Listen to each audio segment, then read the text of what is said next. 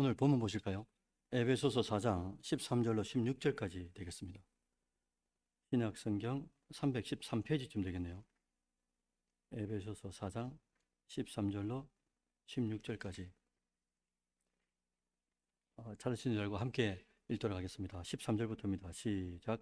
우리가 다 하나님의 아들을 믿는 것과 아는 일에 하나가 되어 온전한 사람을 이루어 그리스도의 장성한 분량이 충만한 데까지 이르리니, 이는 우리가 이제부터 어린아이가 되지 아니하여 사람의 속임수와 간사한 유혹에 빠져 온갖 교훈의 풍조에 밀려 요동하지 않게 하려 함이라. 오직 사랑 안에서 참된 것을 하여 범사에 그에게까지 자랄지라. 그는 머리니 곧 그리스도라. 그에게서 온 몸이 각 마디를 통하여 도움을 받음으로 연결되고 결합되어 각 지체의 분량대로 역사하여 그 몸을 자라게 하며 사랑 안에서 스스로 세우느니라. 아멘. 예, 여러분들 반갑습니다. 오늘 이 밤에는 거룩을 위한 여정, 성화라는 제목입니다. 사실은 오늘 이 밤 엄청 중요한 제목인데요. 잘 들으셨다가 그렇게 사시고 그렇게 또 가르쳐 주셨으면 좋겠어요. 우리는 흔히 구원을 한순간의 사건으로만 이해하기가 쉽습니다. 그러나 성경이 말하는 구원은 시작이 있고요. 그리고 그 과정이 있고요. 그리고 완성으로 이어지는 거룩의 여정이 있습니다. 거룩을 향한 여정이 있다는 거죠. 이 여정은 칭의로 시작합니다. 그리고 성화를 과정을 거쳐서 궁극적으로는 영화로 이제 마무리하게 되죠. 완성을 하게 됩니다. 오늘 본문은 에베소서 4장 13절로 16절인데 이 구원의 여정, 이 과정, 특히 이제 성화의 실제적인 내용을 다루고 있는 거예요. 그래서 하나님께서 교회 안에서 우리가 어떻게 자라야 하는지, 무엇을 목표로 성화해야 되는지, 그런 것들을 말씀으로 이제 우리에게 말씀하고 있다는 겁니다. 그래서 오늘은 거룩한 여정, 성화에 대해서 한번 이제 은혜를 나누려고 합니다. 오늘 설교를 통해서 우리가 성화가 뭐냐 개념을 잡으시고, 그리고 성화가 칭의와 영화와 어떻게 연결이 되는가 이걸 또 살펴보고요. 어떻게 하면 성화를 이룰 수 있는지를 함께 이제 살펴볼 거란 말입니다. 먼저 성화를 바로 이해하려면 구원의 전체 구조를 좀 이제 우리가 알아봐야 되는 거죠. 성경이 말하는 구원은 지난주에 말씀드린 것처럼 3단계로, 3단계로 되어 있습니다. 첫째는 뭐라고 말씀드렸죠? 칭의입니다. 칭의. 둘째는 성화. 셋째는 이제 영화인데요. 우선 칭의부터 살펴보면은 하나님께서 과거 어느 시점에, 오늘 기도하신 김 권사님 과거 어느 시점에 몇십 년 전에 그 과거 어느 시점에 예수를 구원자라 믿었죠. 그 믿는 순간에 하나님은 어렵다고 칭해준단 말입니다. 이걸 이제 법적 선언이라 그러죠. 그때 일어나는 일이 뭡니까? 죽어있던 영이 살아나는 거죠. 죽어있던 영이 살아난다. 그래서 이게 신분적 변화라고 말씀드렸고, 또 플러스 뭐라고 말씀드렸냐니까 우리의 혼적 기능, 삶의 기능, 이것은 인격의 기능은 변화되지 않았다라고 말씀드렸습니다. 단 하나, 주권적인 하나님의 은혜로 우리 죽어있던 영이 믿음을 통하여 예수 그리스도의 의의 전가를 통하여서 우리가 이제 거듭나게 됐다, 중생하게 됐다, 신분의 변화가 일으켜졌다, 이렇게만 이제 말씀을 드렸습니다. 여러분 중요한 게, 여러분 제가 한번 질문해 볼게요. 칭의가 되려면 반드시 그 앞에 전제가 되는 게 하나 딱 있어야 됩니다. 그게 뭘까요?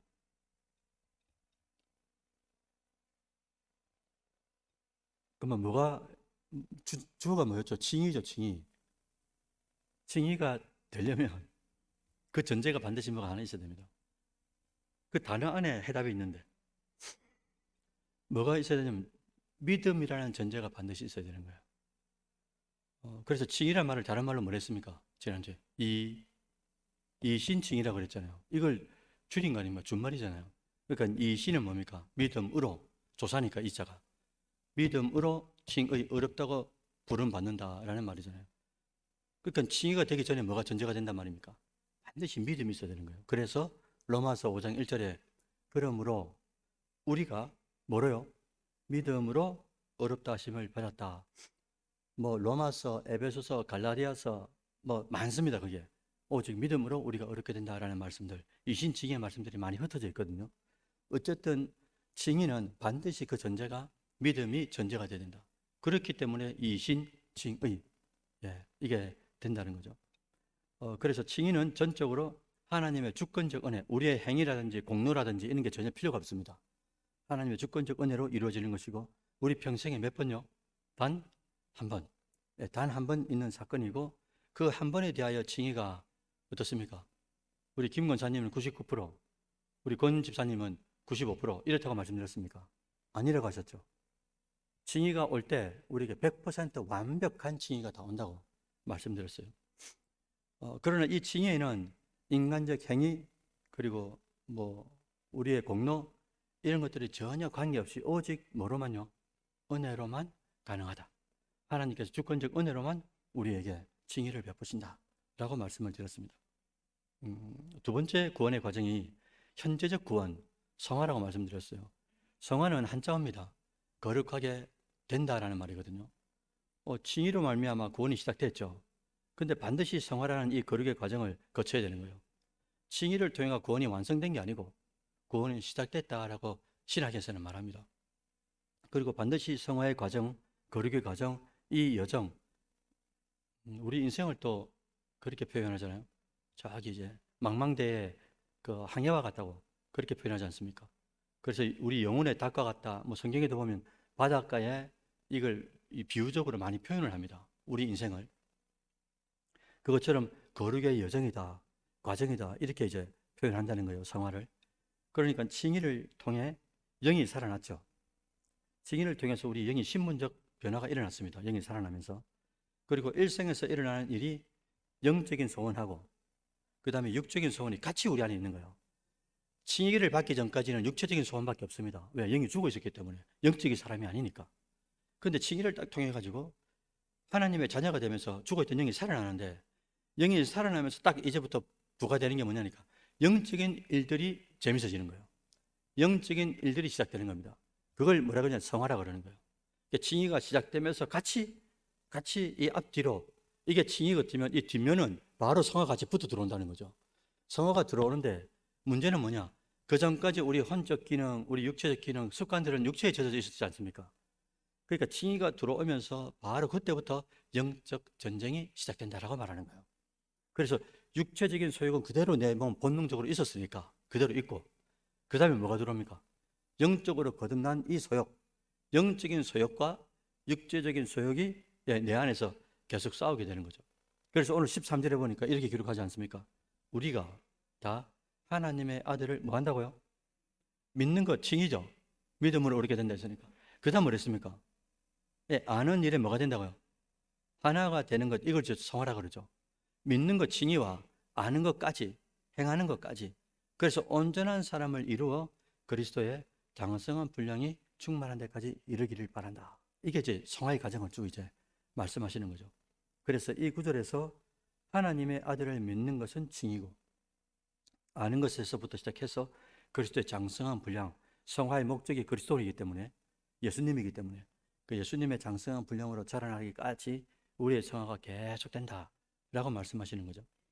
그리고 온전한 사람을 이루는 것, 마지막 온전한 사람을 이루는 것은 영화거든요. 예수님이 재림하시는 그때 우리의 죽어있던 이 육체가 이제 부활체로 바뀌죠. 완전한 육체로 바뀌고, 그 다음에 우리 낙원에 있는 이 영이 독징해서 만나가지고 완전한 육체를 이루면서 완전한 나라로 들어가는 거죠. 그래서 이 완전한 육체를 딱 이루는 이것을 영화라 그래요. 딱 그 순간을 주님께서 재림하시면서, 그죠? 이미 죽었던 존재들이 먼저 일어나죠. 그리고 그 다음에 이제 우리가 휴가하지 않습니까? 그런 과정들을 거치면서 영화의 과정이 일어난다는 거예요. 다시 말씀드리면 성화의 시작은 칭의고, 칭의와 달리 한 번의 사건이 아니라 평생토록. 그래서 여러분들, 성화의 끝이 언제라고 말씀드렸습니까? 성화의 끝은 우리가 죽는 날입니다. 육체가 죽는 날. 그게 성화가 끝이 되는 거죠. 중요한 것은 칭의와 영화는 우리 평생에 딱 한 번이죠. 맞잖아요. 칭의도 한 번이고 예수님이 재림하는 것도 한 번이지 않습니까? 그런데 이 또 공통점이 뭐냐니까, 이 칭의와 영화는 하나님의 주권적 역사로 일어납니다. 하나님, 주님께서 재림하시는 날에 한 100년 있다가 재림하면 좋겠습니다. 우리 강구가 됩니까 안 됩니까 이거? 우리 강구하고 전혀 상관없어요. 우리의 칭의도 우리의 간구하고 상관없습니다. 하나님이 주권적 은혜로 작업하시는 겁니다. 그런데 단 하나, 뭐가 말입니까? 성화라는 여정은 하나님의 은혜를 받았죠. 칭의의 은혜를 받은 사람들이 그 다음에 아까 영적 싸움을 계속 한다 그랬지 않습니까? 우리 육체의 소욕과 우리 영적인 소욕하고 계속 싸우잖아요. 그러면서 점점 뭐가 강해지는 거예요? 영적인 소욕대로 순종해 가는 사람, 그런 사람이 되기 위해서 성화의 과정을 하나님께서 우리에게 필요로 주셨다라는 거예요. 그리고 마지막 구원의 단계가 뭐냐? 미래적 구원이죠. 예수님이 재림하시는 그 미래의 어느 시점, 그때가 바로 영화인데, 마지막 날, 즉 예수님이 재림하시는 그때에 일어나는 현상으로 완전한 육체와 부활체를 말하죠. 그 다음에 우리 영혼이 만나가지고 완전한 몸을 이루는 것. 여러분, 그래서 성화의 시작은 다시 말씀드리지만 징의로 시작합니다. 그런데 여러분들, 성화의 완성은 언제 되는 걸까요? 아까 성화의 끝은 우리 죽는 순간이라고 그랬죠. 성화가 완성되는 순간은 언제일까요?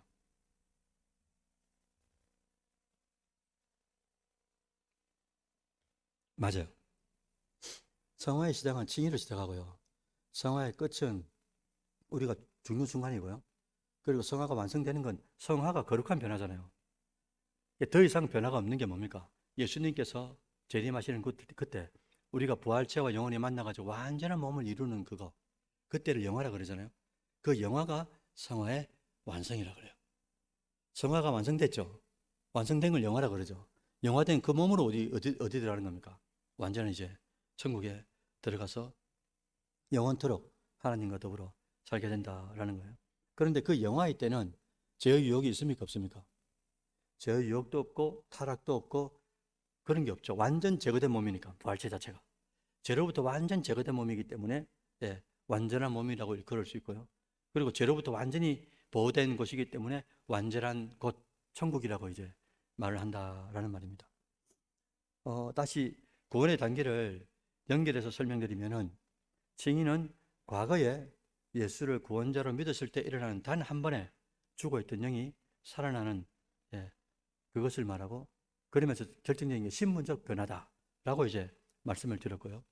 그러나 성화는 죽어있던 영이 살아나서, 이미 살아났죠. 살아난 이 영과 육체의 소욕 사이에서 성령의 도움으로 말미암아 플러스 성령께서 우리를 도우시죠. 은혜를 주시죠. 이 은혜 안에 뭐가 딱 붙어야 되냐니까 알파가 뭐냐니까 여러분들의 순종이 반드시 붙어야 됩니다. 성화는 그러니까 우리의 의지적인 순종이 없으면 성화가 일어날 수가 없는 거예요.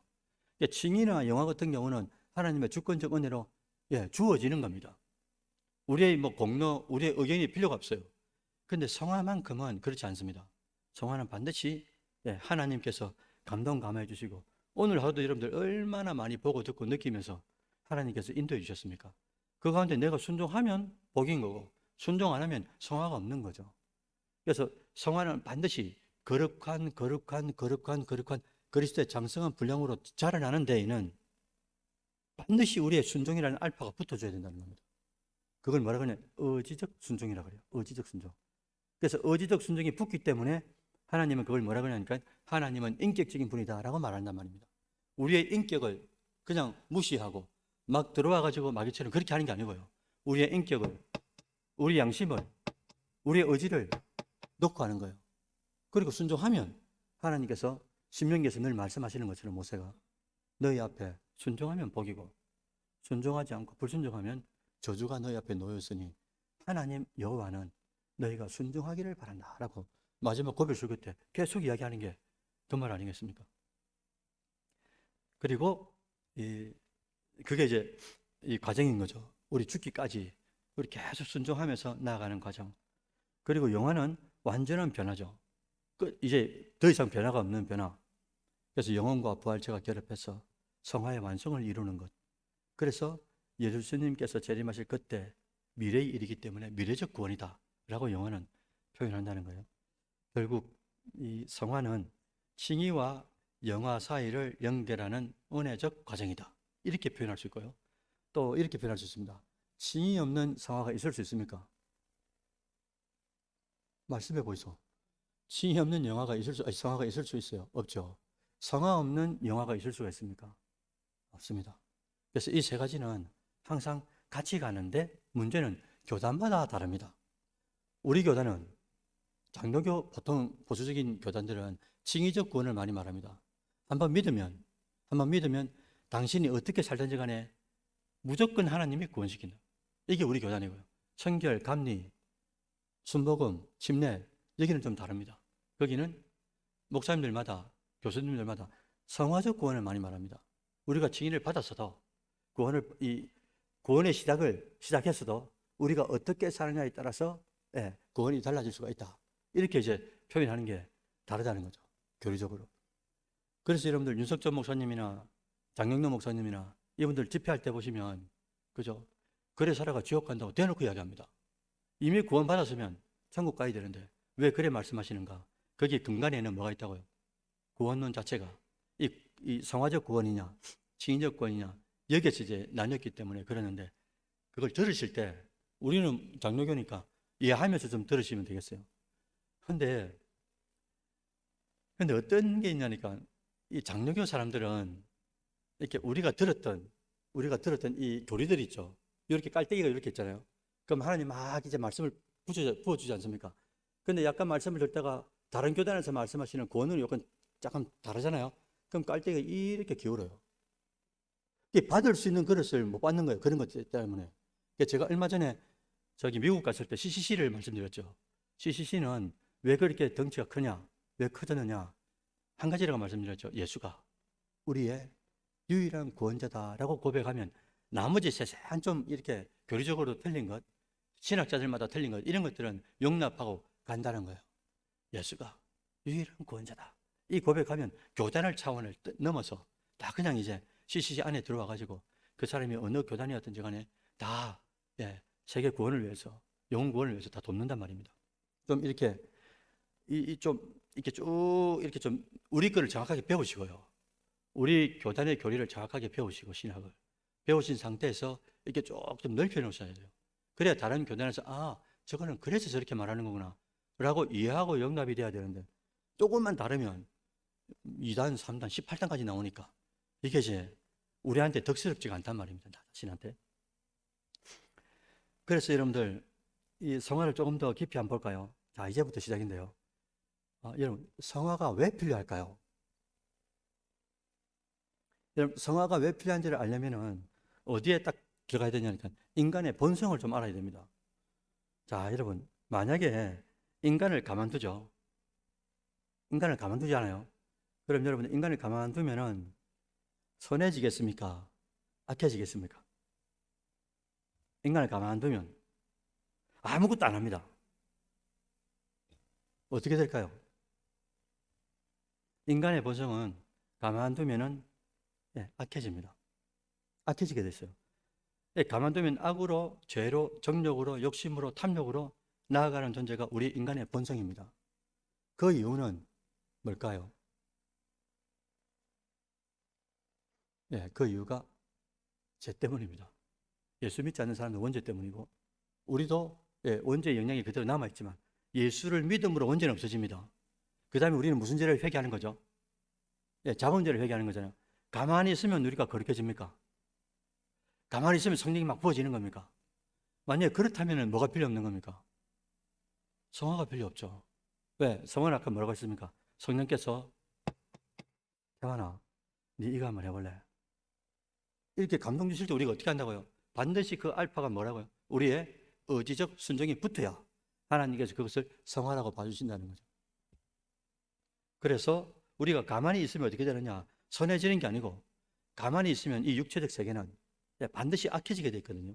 그 이유는 죄 때문이고 말입니다. 중립이 없어요. 중간의 세계가 없단 말입니다.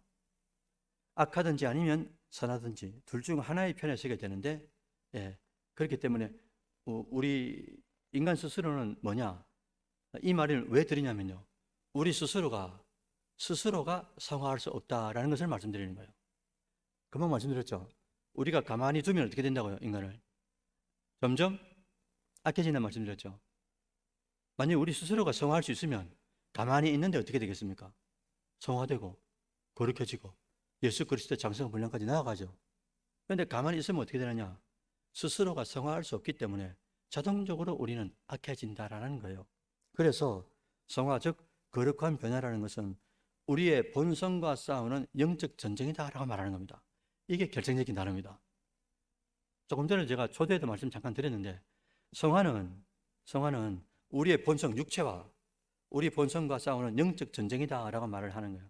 그래서 디모데전서 6장 12절에 그렇게 기록하지 않습니까? 같이 한번 읽어보겠습니다. 디모데전서 6장 12절 읽어봅니다. 시작.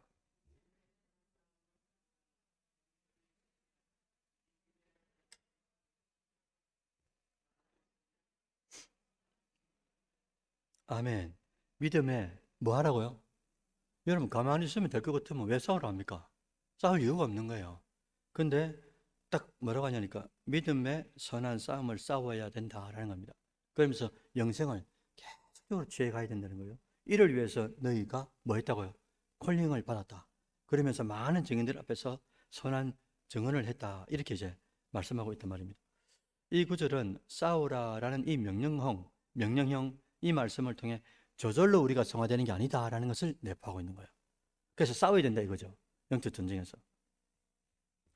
여러분, 예수님께서 육체로 오신 결정적 이유가 뭡니까? 왜 육체로 오신 거죠? 크게 두 가지를 이제 말씀하시거든요. 하나는 우리의 모든 사람의 죄인들의 뭐가 되기 위해서입니까? 대속, 제물이 되기 위해서. 제물이 되려면 체가 있어야 되는 체, 몸이 있어야 되잖아요. 그리고 가시적으로 보여줘야 되고 인간들은 봐야 아는 거니까. 그래서 예수님께서 육체를 가지시고 이 땅에 성화하신 거죠. 몸을 이루신 건 성육신하신 거잖아요. 그리고 대속제물이 되셔가지고 죽을 수 없는 분이 실제로 십자가에 죽어주셨단 말입니다. 자, 이거 하나고요. 또 하나가 더 있습니다. 그게 뭘까요, 여러분들? 그게 뭐냐면요. 성화하고 딱 맞물립니다. 이게 무슨 말이냐니까. 예수님이 육체로 성육신하신 이유는 육체를 가지고 어떻게 선한 싸움을 싸우는지를 3년 반 동안의 그 공생애를 통해 가지고 우리에게 직접적으로 보여주신 거예요. 그걸 그래서 마태, 마가, 누가, 요한 이 사람들을 각도가 다른 이 각도가 조금씩 다르지만 공관복음을 사복음서를 우리한테 주셨단 말입니다. 아, 이럴 때 이렇게 하는 거구나. 아, 이렇게 사는 거구나.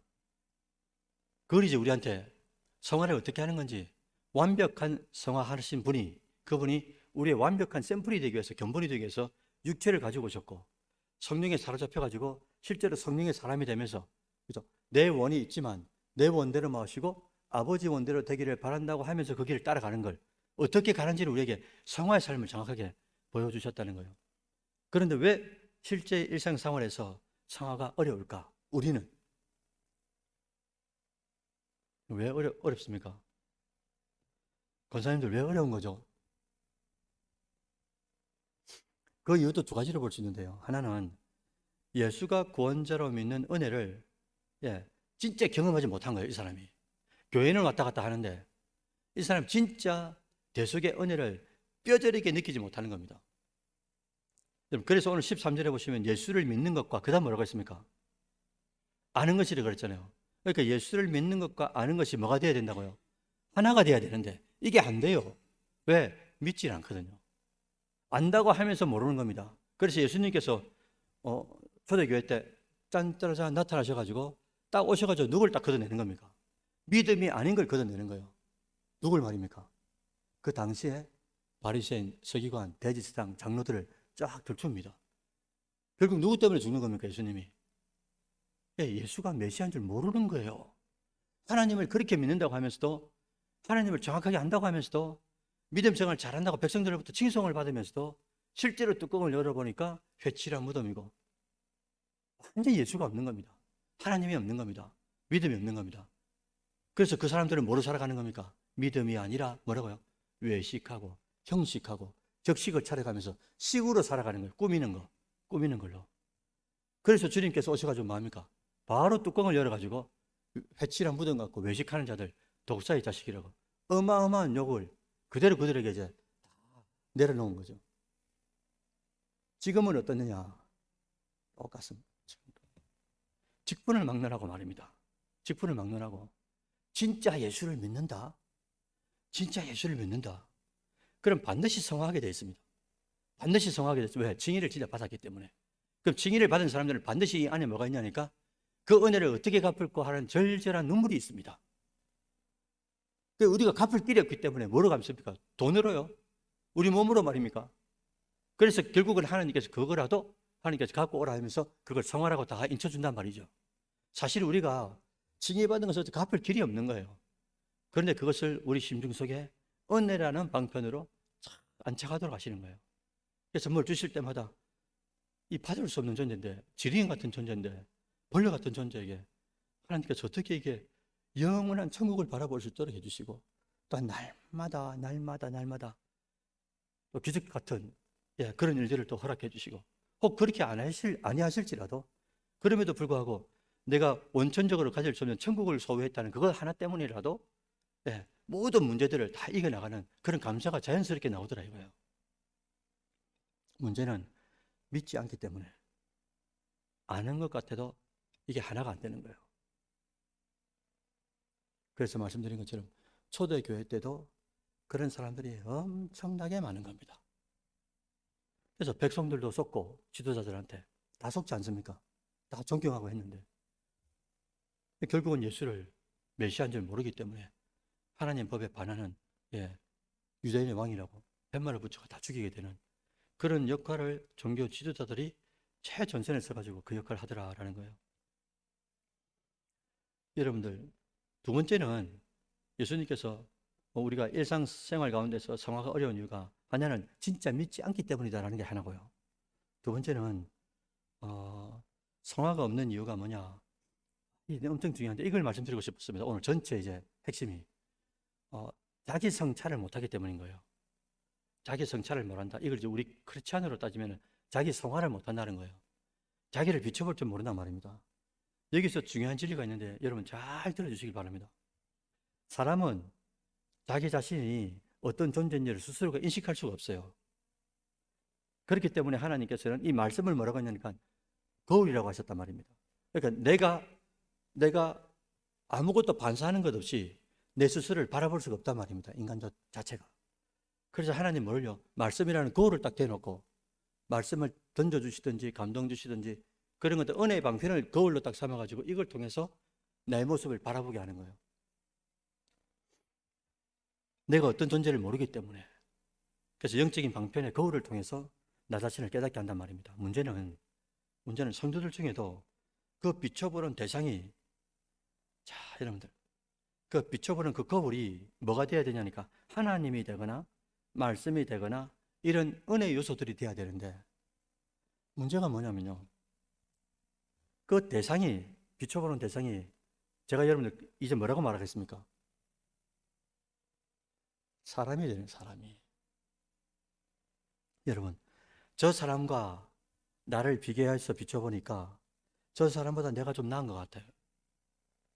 그래서 여러분 제가 누차 말씀드리지만은 산상수훈에서도 예수님께서 할 말씀이 엄청 많은데 그 중에서도 뭐라고 한다고요? 너희들 구제할 때 사람에게 보이려고 하지 마라. 금식할 때 사람에게 보이려고 하지 마라. 계속 토를 답니다. 예수님이 지겹도록. 그리고 너 기도할 때 그 시장 어귀에 서가지고 손 딱 벌리면서 사람에게 보이려고 기도하지 마라. 왜? 전부 다 그래 했기 때문에. 그러니까 지금 거울이 누가 돼 있는 겁니까?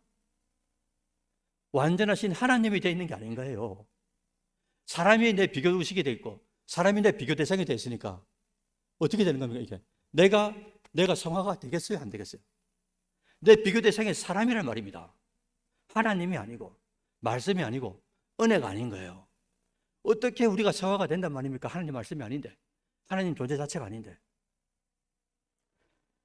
그 사람을 대상으로 보니 그걸 거울 삼아 나를 보니 내가 나은 것 같고 나을 때는 또 우쭐하고 교만하고 또 내가 못지는 것 같으면 집이 좀 평수가 작고 차가 좀 모질하고 연봉이 좀 작은 것 같고 자식들이 좀 안 된 것 같고 뭐 이런 사람의 인위적으로 그런 것들을 비춰서 보니까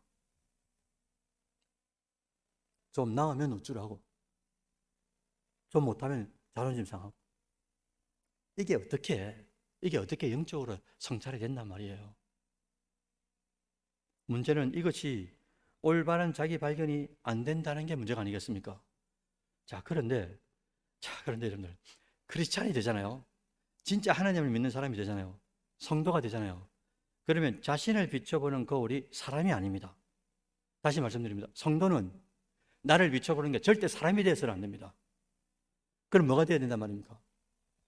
네, 우리 인간의 성도의 삶의 기준이 되는 오늘 본문에 뭐라 했습니까? 그리스도의 장성한 믿음의 분량으로 자라나는 샘플, 그 예수 그리스도가 우리의 표본이 되어야 되는 거예요. 그분을 표본으로 삼고 스탠다드 기준으로 삼고요. 우리가 어디로 간단 말입니까? 완벽한 성화를 이룰 수 있는 그분이 우리의 샘플이 되기 때문에 그분을 바라보면서 거울 삼아 우리가 가야 되는데, 어떤 집사님, 연봉 많은 어떤 집사님, 누구 집이 이게 얼마나 여러분 어리석은 거예요. 얼마나 어리석은 겁니까? 혹이라도 여러분들 마음속으로 살짝 지나가는데, 저 집의 자녀들은, 그렇죠, 공부 잘하는 친구들은 좋은 대학교 가고, 또 좋은 대학교 나오면은 또 가능성이 많은 것 아니겠습니까? 그 가능성대로 가면 되는 거고, 공부 못하는 친구들은, 자녀들은 또 공부 못하는 데는 하나님 달란트 주신 게 있을 거고, 그 달란트를 가지고 또 인생을 살아가는 거죠. 중요한 건 그 근저에 믿음을 어떻게 깔고 있느냐, 그게 제일 중요한데, 우리는 이 근저를 보지 못하고 프레임을 보지 못하고요, 기준을 사람으로 딱 잡아놓으니까 세상 사람하고 똑같은 그런 인생을 살아가는 거예요. 다시 말씀드리지만은 우리가 스스로 성찰할 수 없기 때문에, 우리 스스로가 비춰볼 수 없기 때문에 하나님께서는 우리에게 영적인 거울을 딱 주시는데, 이 거울을 때려치우고 사람을 거울로 삼고 세상을 거울로 삼고 연봉을 거울로 삼고 자식들 비교하면서 얼마나 하나님 보실 때 비참합니까? 그게 아니라 이거죠.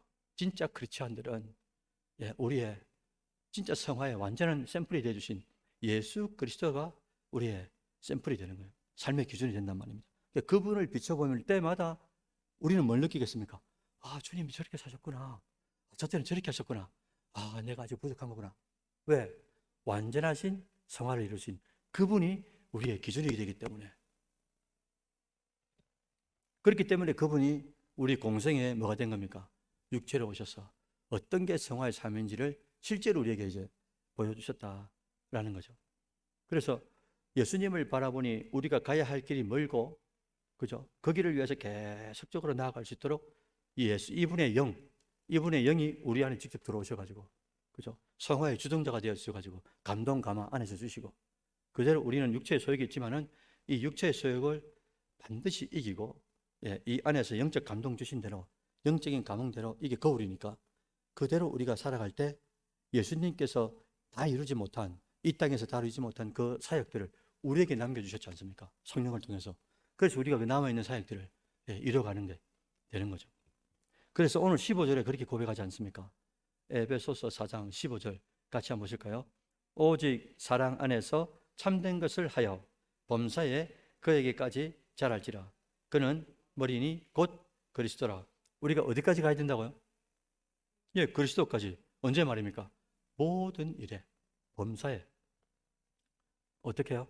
사랑 안에서, 오직 사랑 안에서 참된 것을 해가지고 순간마다, 범사마다, 일마다, 때마다 그리스도가 우리의 견본이기 때문에, 샘플이기 때문에 그분께 나아가도록, 자라나도록 계속해서 이제 우리가 가야 된다라는 거예요.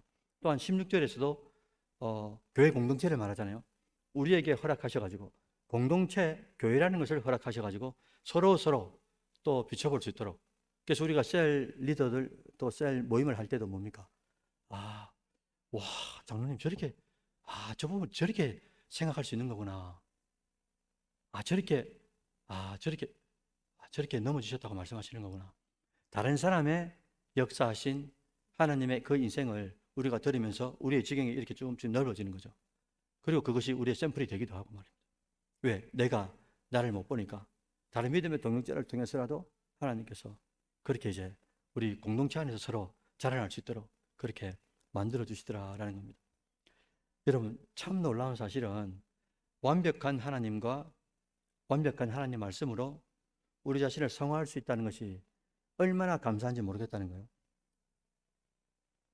저는 그렇게 감동받았습니다. 그러니까 우리가 다른 것도 아니고요, 성화할 수 있는 샘플이 세상에 가짜는 것도 아니고 잠시 있다가 사라지는 것도 아니고 완벽하신, 완전하신 하나님, 그리고 완전하신 말씀, 그리고 완전하게 성화하신 이 성령, 이 예수, 그리고 이분의 영이 우리 안에 들어와가지고 일괄적으로 우리가 성화할 수 있는 10분 성화할 수 있도록 그렇게 우리에게 역할을 해주셨다는 거죠.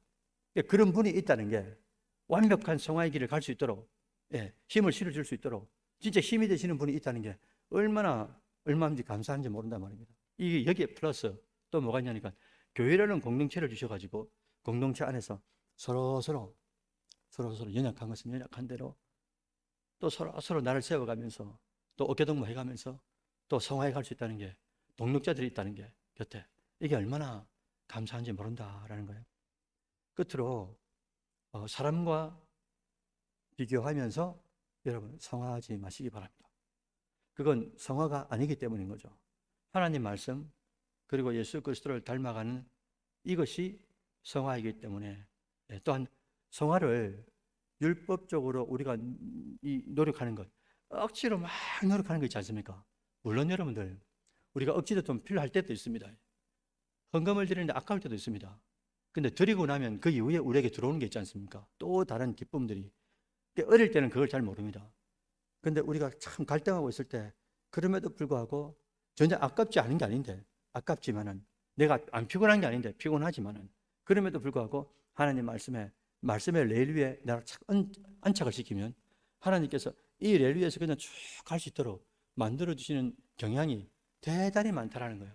그러니까 이걸 한 번, 두 번, 세 번, 네 번 경험한 사람들은 그런 피곤함이라든지 힘듦이라든지 또 아깝다는 이런 생각이 스쳐 들어오려고 할 때, 내 머릿속에 둥지를 치려고 할 때마다 이건 하나님이 주시는 것도 아니고 나의 것도 아니고 반드시 마귀로부터 들어오는 것이다 라고 인지를 하고 흔들어 버립니다. 둥지를 못 들도록. 만약 둥지를 틀어보십시오, 생각을. 이게 마음으로 안착이 되고 그 마음이 나를 전부 다 팽배하게 만들기 때문에 반드시 이 마음에 있는 것은 입으로 나오고 행동으로 나오니까 악한 행동, 믿음에 반하는 불순종의 역사들이 일어나면서 우리가 지금 새벽마다 보고 있는 이 민수기의 이스라엘 백성들처럼 그런 비참한 인생을 살아갈 수밖에 없게 된다는 거죠. 그래서 율법적으로 억지로 순종하지 마시고, 또 혹 그런 순간에 다가온다 손치더라도 억지라고 생각하지 마시고, 하나님께서 이런 어둠의 터널을 통해서라도 깜깜하지만, 답을 모르지만 그럼에도 하나님께서 하실 일이 있다라고 믿고 그 어둠의 터널을 함께 주님과 들어가 본다면, 말씀을 붙들고 언약을 붙들고 들어가 본다면 주님께서 반드시 그 터널 밖에는 이미 또 다른 선물을 가지고 딱 준비하고 있다는 것을 우리가 이제 믿어 들어야 된다는 거죠. 그리고 또 성화는 한 번 일어나는 게 아니라고 말씀드렸죠. 평생에 걸쳐서 하루에도 수도 없이 우리가 그런 감동 감화를 받습니다. 결국은 순종이냐 아니냐, 거기에 이제 달려 있다는 것 기억해 주시고, 그렇다고 여러분들 내가 믿은 지가 10년, 20년, 30년 됐는데 왜 내 믿음의 모양이 이럴까? 그게 이제 깨달아졌으면 최선을 다해서 은혜의 자리에, 은혜의 담비의 자리에 계속 나오셔야 되는 거죠. 뿐만 아니라 반대급부로 너무 조급하게 생각하지 않으셨으면 좋겠어요. 뭐라고 말씀드렸습니까? 성화가 한 번 딱 뭘 잘해가지고 훅 이렇게 자라는 게 아니란 말입니다. 성화는 계속적인 변화인 거예요. 계속적인 변화를 통해서 어느 순간인가 영어가 들리는 것처럼, 어느 순간인가 수학이 풀어지는 것처럼 딱 그 정점에 들으면 그걸 뭐라 그럽니까? 물이 100도에 끓는 걸 뭐라 그러죠? 임계점이라 그럽니까? 근데 그 딱 100도가 딱 되면은 희한하게도 물이 끓기 시작하는 거예요. 이걸 이제 성경적으로 말하면 우리가 뭐 가족들의 구원을 위해서 눈물의 잔을 채워 가잖아요. 눈물의 잔에 이 아구를 딱 채우는 순간에 뭐로 바뀌는 겁니까? 포도주로 바뀌는 겁니다. 그 삶에 꼭 필요한 걸로, 잔치집에 꼭 필요한 포도주로 아구를 딱 채우는 순간에 포도주로 바뀌는 그 순간이 딱 온단 말이죠.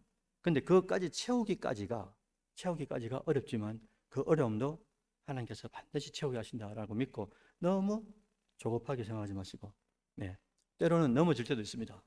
때로는 또 넘어져요. 실패하면서.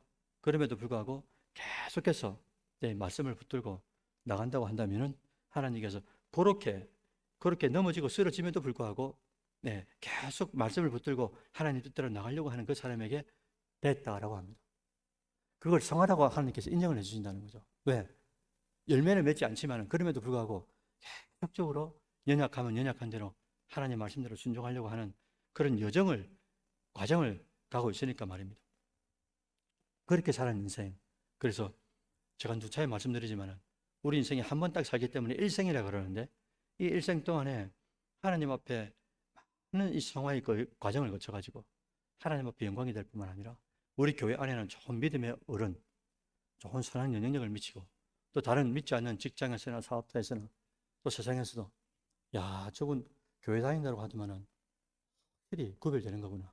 말하는 거나 행동하는 거나 생각하는 것도부터 그 모든 것들이 하나님 앞에 귀한 도구로 쓰임 받는 여러분들의 복된 인생이 되시기를 주의 이름으로 축원드립니다. 아멘.